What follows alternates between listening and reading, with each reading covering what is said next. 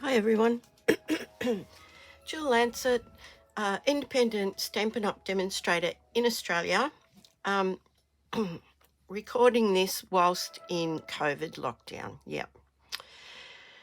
COVID is not fun. Anybody that tells you it doesn't exist, it exists and it's not very nice. So stay safe out there. Still take precautions, please. I have no idea where I got it from. And I was really trying to be safe. Obviously not safe enough. But anyway, that's a cautionary tale for another day. Today, I made this little card yesterday, and it turned out so lovely that I wanted to share it with you all. And I've got all the supplies here. I'm going to show you the card, and then we'll get on with business. It's called the stained glass technique, I believe. And this is a piece of vellum. It's like an overlay that I've just glued on there, and we colour it from the back. But I'm not sure. Let me just stand up so that I can get that in really good detail for you. I'm not sure. Where are you? There you are. Not sure if you can see that well enough or not. But it looks like for all the world like stained glass. So we'll get to that, and I'll show you how to do it. There's a few steps in this. Excuse me if I have to cough and clear my throat occasionally, because yeah, that's the nature of the COVID. Now, first things first, here's my online store. This is my current host code, and it is it's good until the 31st of May. So there's a couple more weeks left for that host code. If your order is over $250, forget about the host code. The automatic asking you what you would like to choose for your rewards will come up. So you get the rewards if you spend over $250. So that's the business out of the way. Now, everything you can see here is available in my online store, except this little thing here, and we'll get back to that. We'll get to that when we do. Now, excuse me, I haven't used any designer series paper. It's simply cardstock and vellum. I've used one ink pad, and it's not even what I would call a coloured ink. It is the Versamark. Where is it? There it is, the Versamark. Oh gosh, that looks grotty, doesn't it? And it's a watermark stamp, so I'll show you how that works as we go along. I've already mounted all the stamps up, if I can get them off. There we go. I've already mounted them all up. I'm using this one stamp set. It's a brand new one from the new catalogue. It's called Happiness Abounds. It's got these beautiful open floral designs that really lend themselves well to hand colouring. I used the little spatter stamp out of this another beautiful stamp set called Forever Fern. Look at the details in those. It's just beautiful. Hope you can see that. So I've got everything here. There's a couple of techniques involved, and we will go through them all, but I'll just go through the measurements. First of all, we have our standard card base size, which is an A4 cut in half. So it's cut in half horizontally, scored at 10.5 and folded. So that makes this measurement is 14.85 centimetres. This is 10.5, and if you double that, it's 21 centimetres. Okay, so that's our standard card. The next piece is the background piece, and it is in the beautiful Sweet Sorbet, which is one of the new ink colours for this year. It's 14.2 by 10 centimetres. We need a scrap of white, which is 11.5 by 7.5. And this piece of vellum, which is 8.1 by 12 centimetres. The vellum from Stampin' Up! Is a really nice vellum. It's quite thick. It's very sturdy, so it's not a flimsy vellum, but I'll get on with it and show you. I suspect this might be a little bit long, so I'll try and get through it as quickly as possible. So, excuse me. First thing, as I said, is one ink pad. And I'm just going to use this scrap here. I always have a scrap piece of foam that I've cut up to stamp on. So we're going to make our own designer series paper. I'm not sure whether you saw the detail on here. If you can see that, I've just stamped this rose and I've used the Versamark, and that will give you perfect tone on tone. Instead of using an ink that you can't match, you use this, and it's tone on tone, so it's brilliant. Okay, so a little foam mat under there. It's just a scrap of foam. I think it was packaging for something. Don't know. But have a look at this. I'll give you 2 seconds. It'll kind of take a couple of seconds to come out, but up until that point, you can't really see it. Don't know if you can still see it, but it actually gets darker as it dries. And it's a very subtle way of making your own designer series paper or a background. Now, I only really want this around the edges, so because we're going to be putting that other piece of cardstock in the middle there.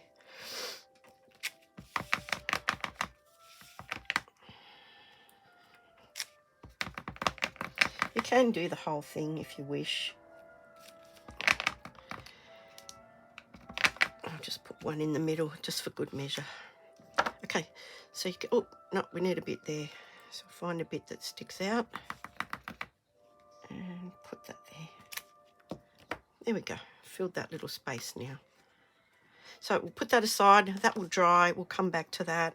And now we're going to use, she says, the piece of vellum that I have lost. My goodness. This is just indicative of the way my week has been going. What did I do? Oh, there it is. Still got the label stuck on it. You think I'd be able to see that, wouldn't you? Okay, now, because we're going to be embossing this, we need to treat it with the anti-static. It used to be called Embossing Buddy. I don't know what it's called now. Stampin' Up! Don't sell it anymore, so you do have to get it from somewhere else. And basically what it does is it just puts a bit of powder. I'm not sure whether you can even see that. Puts a bit of powder, and that stops your fingerprints from sticking to the card, and it helps with the excess embossing powder to come off, so it won't stick unless you stamp it with the Versamark. It's kind of like, it's a bit like talcum powder or corn flour or something like that. So what I want to do is just stamp this big flower in the bottom corner.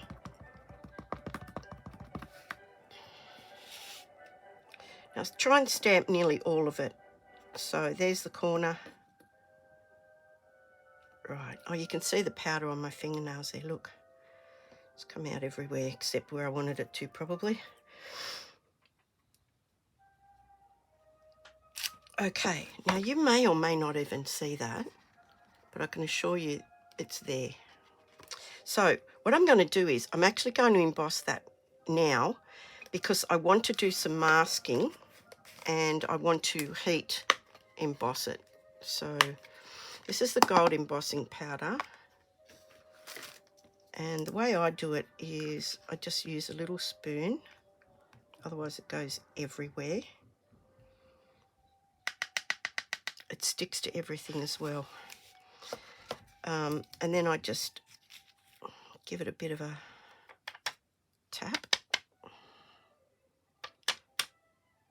Sometimes I might just give it a bit of a blow and pop that back, straight back in there, out of the way. Now I'm going to heat this. It's quite loud. What you need to do is just heat your tool up for a second.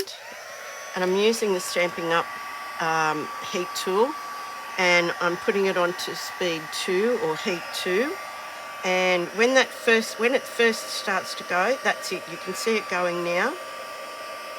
Don't keep it on there because it can burn and it can be overheated. So once it's all done, you can see the difference there. Look at the beautiful shine. And it's slightly elevated, so it is embossing it actually as well. So we've got our little rose there. Now I want to do the smaller rose up in this corner. Again, with embossing, it's a good idea to do that every time. I find that anyway. So I'm just stamping this up with the Versamark. It's my little piece of paper. And this is coming down from that corner.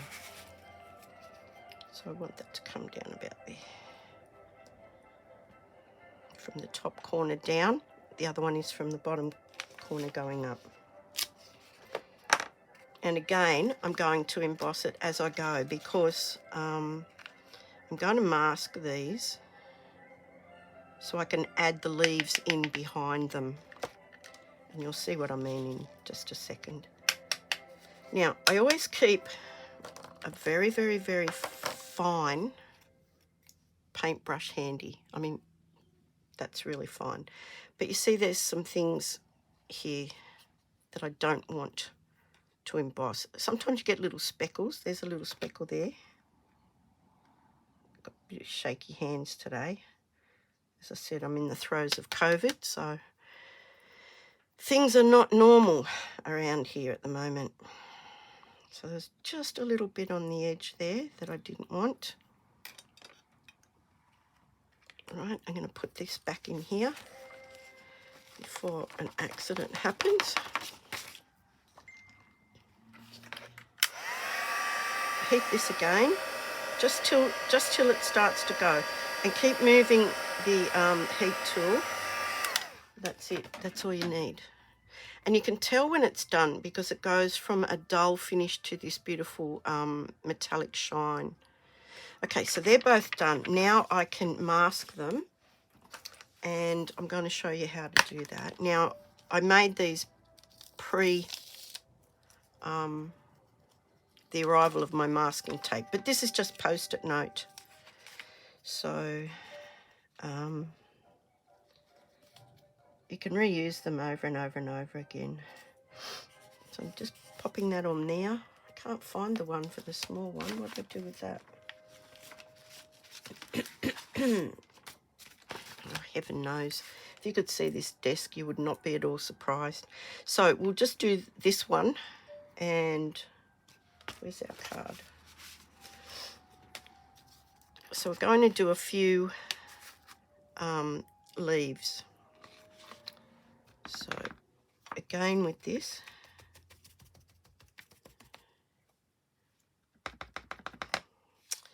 so I kind of want some coming out from the bottom here. So 2 there, maybe another 2 here, going up that way. And maybe another, can't see, very hard to see. There we go. So we'll take the mask off because the embossing powder will stick to the back side of that and you'll be in all sorts of mess. Ask me how I know. So just very carefully.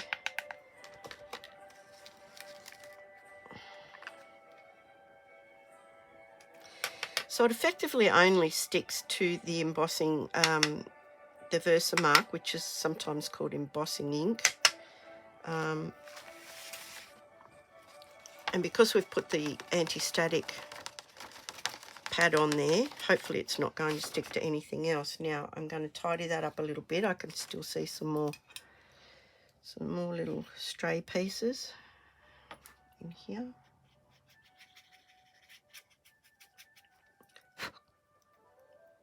Otherwise that looks pretty good. Heat that.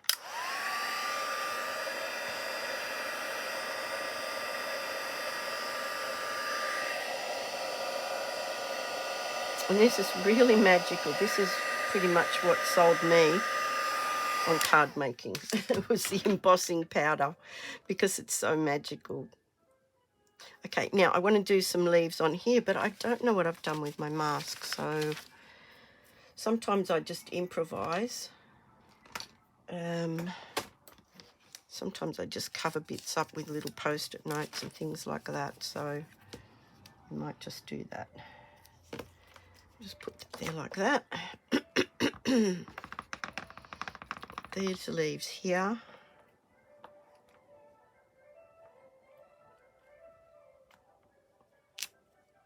And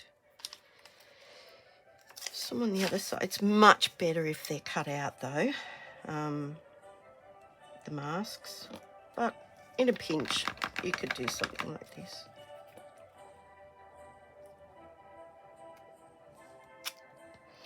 Okay, so we're done with that for the second. And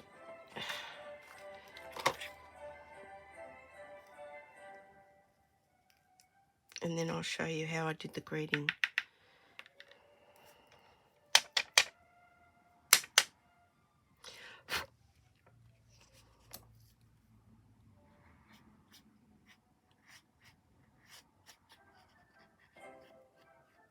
Sometimes the paper gets extra staticky the more you handle it. Okay.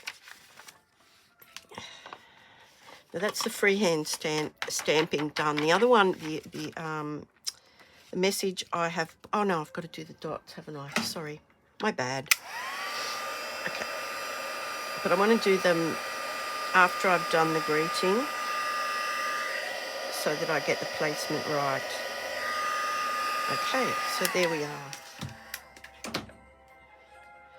Beautiful, and it's kind of like a little frame now. So the stamp, the greeting stamp, I have set it up on the Stamparatus only because I'm a bit shaky, and sometimes greetings have a tendency to be troublesome when I go to stamp them. So if I can do it in the Stamparatus, I will. Okay. And it's a beautiful verse. It says, wishing you all the happiness you can imagine. So that's lovely. So just stamp that down. Don't smush it really hard. You just want to make sure it connects with the vellum. Now the vellum can be a bit slippery, so it's really, sometimes it's a bit of practice. Because if it slides, then, you know, you're not going to get a clear image. So we'll pop that back on there and emboss that. So the way I had it placed was up towards above center, just above center. You've got more of an image down here, so we needed to balance it out a little bit. That looks pretty good to me. And just heat emboss that.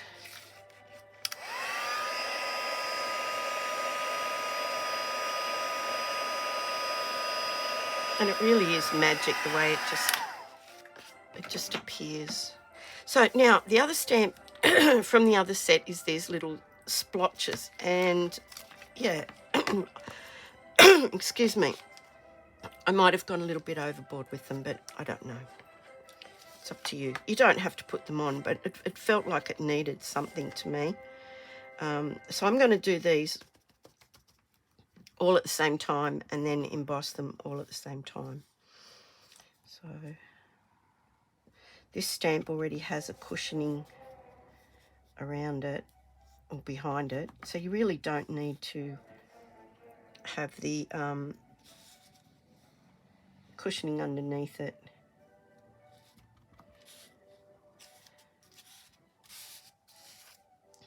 Yeah, you probably can't even see this, but I know it's there. Okay, so I just kind of wanted to balance it out a little bit. And you will see them come to life now. Sometimes I can't stamp and talk at the same time. But you get the message. Okay. Right.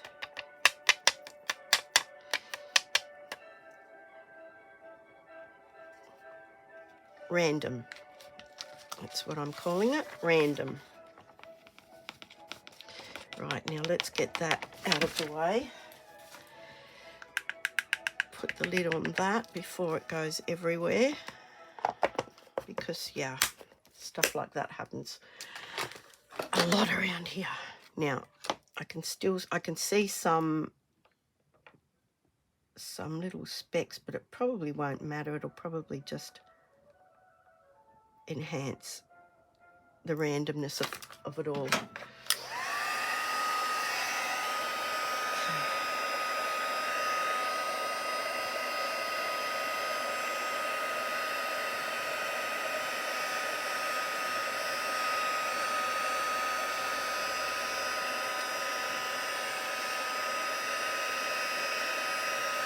And there we are. Okay, now that's all done. Now sometimes it can be a little bit warpy. Don't worry about it. I actually like the fact that it kind of looks like it's floating unattached. I've only really glued it under there, and there, so that yeah, I got that ethereal look of it floating. So now that's had plenty of time to cool, and I'm going to show you how I coloured it in now. And I used the alcohol blends. And I'm colouring it from the back. Now, it's a good idea to have something white underneath it so that you can see. And I used these colours here. I used the dark sweet sorbet, which is the same as our background piece, as the dark on the flowers. I've used both the Flirty Flamingos, but I think I actually used the light one, but I'm not sure. I'll have to experiment again. And I used the light shaded spruce and the dark, is it dark? Dark Evening Evergreen for the leaves. And it's really quick, and it gives it that beautiful ethereal kind of look of a stained glass or a marbled glass. So I'll show you how I achieved that. Okay, so I will start with the flowers. And what I did was I just started with the dark colour. And because I can see the design from the back, and really not even trying to be tidy about it, I'm just putting some dark colour where I think it would be darker at the base of each petal. So you can see that there. And then what I did was, and it's a good idea to have some scrap paper. I'll try it with the light first. No, I don't think it was the light. It was the dark. And it's a couple of shades lighter, like it's quite light. So I started at the top of the petal. I hope you can see this. And I've just gone down and kind of picked up the dark and moved it up into the petal. I'll show you. And then I've wiped it off on the scrap. And that's what it looks like on the outside. On the other side, I should say. You can see that one completed petal there. So it picks up the darker colour. So I clean it off. Then I go back in where I want it lightest. And then I pick up that dark colour. And I found by sort of pouncing it on there is kind of the random way to get that colour going where you want it. So pouncing it, cleaning it off, pouncing it, cleaning it off when it picks up too much of the dark colour. And I'll flip this over in a minute and you'll see what I've been saying, hopefully.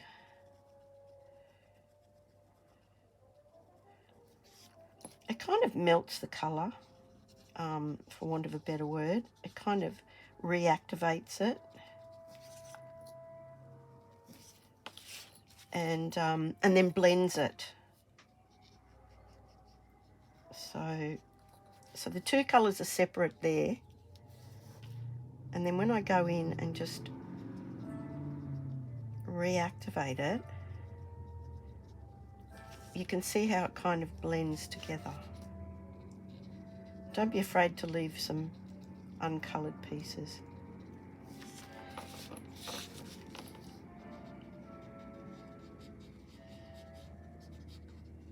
I mean, you know, some white areas that might look like the sun and the light are very have caught the petals. Clearly I can't talk and colour at the same time either. But it's not, you don't have to be precise, you don't have to be neat. Because this has got embossing powder on the other side, where the lines join, you can't see behind it. So I hope you can see that. It's just so subtle and so lovely. I think it's a beautiful technique. I'm hoping that was in camera. So I did the smaller flower exactly the same. I did some dark in the middle, like towards the centre of the petals, where they would be naturally darker. And then I picked it up with the Flirty Flamingo. So I'll show you again. So you go from the outer side of the petal in, so that you're just not creating one colour, like one single colour. You've got two colours happening by blending them together. This is very, very easy. It's very relaxing. And it's really, really stunning, the effect at the end of it.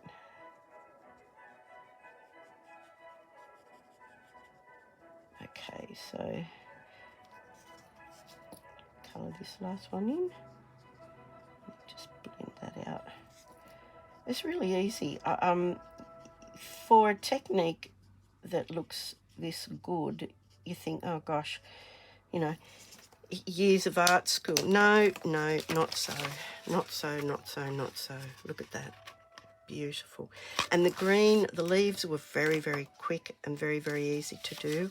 Again, I started with the darker colour at the base, where it would be darker. And just added in the lighter. And I used this colour, which seemed like an odd combination, but at the end of the day, it worked. I think because they're kind of both like blue-greens. So see, I'm picking that up and I'm just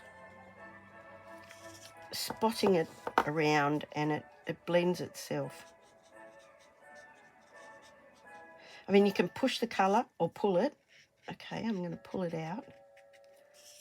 Now I'm going to push it back in. Push it back down. So have a play with it. See which technique you like best. But the pouncing gives it more of that marbled sort of... And you can go in afterwards too and change it a bit if you like. If you think it needs more dark or whatever, you can yeah, go in and sort of add or subtract. Now I'm going to show you those before I go any further. Oh, one more, sorry, my bad. This one, little one here.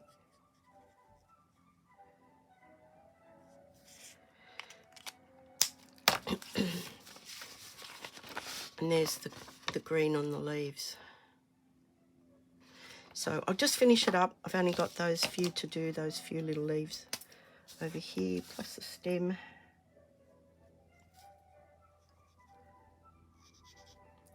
And then we can assemble the card.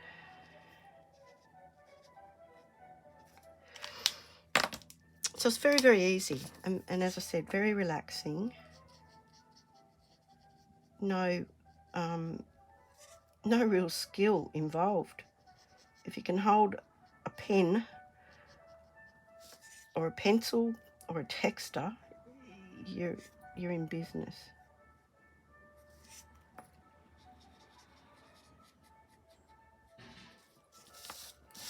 Probably should get away from all the scribble, and then you might be able to see it better. But it looks like watercolouring and stained glass at the same time. I just think it's lovely. But then I would say that, wouldn't I? And there we go. Look, it's finished. It didn't take very long at all. Forgot to see how long it took, but it didn't take very long at all. And it looks beautiful. So now we can assemble the card. So we've got our beautiful border all the way around. Hopefully you can see that. And all I'm going to do, this is a bit smaller than the vellum, and I purposely did that because I wanted to draw the attention to the fact that that was vellum on there. So what I did was just using, oh, I forgot, I used the brown in the center of the flower there. It's not very dark, but I did use it in there.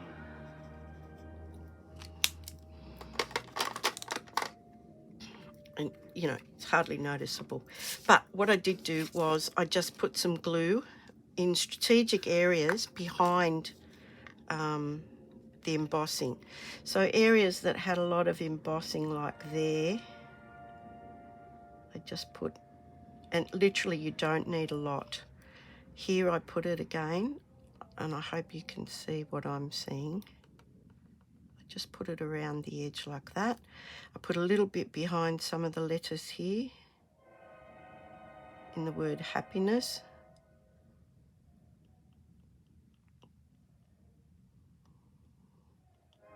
And I'm really only, like, I mean, it's barely there. So then I just lined it up, which can be a bit tricky when you can't see through it very well. But you could turn it over and just check your border around there. So that looks about right. It's about as right as it's going to get. Give it a bit of a smush. And I could have popped that up. In fact, I might pop this one up, actually. I might put it up on some Stampin' Dimensionals. Now, you can't even see the glue. And just to give it a bit more movement and dimension, I very, very gently, I mean very gently, otherwise, because your vellum can actually get marks on it if you fold it and things like that. But I very, very gently curled the corners so that when it's on the card front, it sits proud from the back of the card. But I will pop this one up if I can find my Stampin' Dimensionals. Maybe, maybe not. Had them. Ah, here we go. Here we go. Here we go. I knew it over here somewhere. So I put a couple in the middle.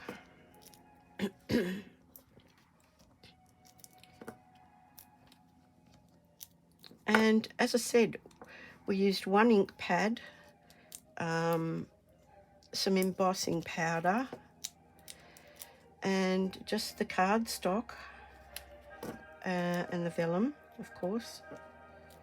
And it makes for a really nice, pretty card, I think is the word, pretty. And I do use a lot of Stampin' Dimensionals, and because when it goes through the mail, sometimes it'll get a bit squashed, but if you've got enough on there, you won't have an issue. So now it's time to kick them all off. Where's my doobie gone?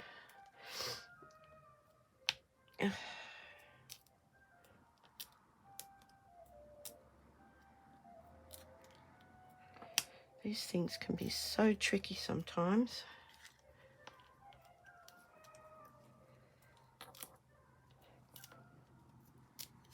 So, of course, if you're seeing this video after the 31st of May 2022, if you go to my online store, on the opening page, I always have the current host code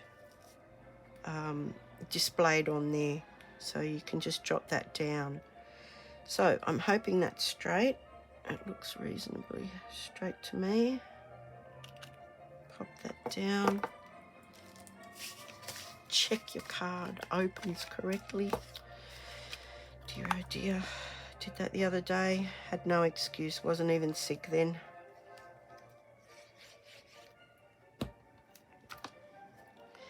And pop that on the front, creating an even border. So if I just curl that up a little bit, you'll see what I mean. So it sort of stands proud of the, and there they are, side by side. Now, you're never going to probably get the colour combinations exactly the same because it depends on how the alcohol blends it. But I hope you really enjoyed that technique. I really liked doing it. It didn't really take that long at the end of the day once everything's cut and ready to go. I think the embossing probably takes the longest because you're fiddling around with masks and all sorts of things. But yeah, I hope you enjoyed that. And don't forget, everything you can see here, with the exception of the anti-static embossing buddy, is in my online store. If you have any questions or you'd like to see the new catalogue, please contact me. My details are there. There's a phone number, there's an email address, my Facebook, business Facebook page, my YouTube, my Instagram and Pinterest are all, the symbols are all up on the top, whatever side that is, right-hand side of my opening page. About halfway down, you'll find my blurb that will tell you about the host code. So, yeah, you can go to my online store at this address and just click around. Just flick around it and click on my Facebook page and things like that, and just familiarise yourself with how to use the website. Until the next video, happy crafting and stay safe. Trust me, COVID is not a myth. Thank you. Bye for now.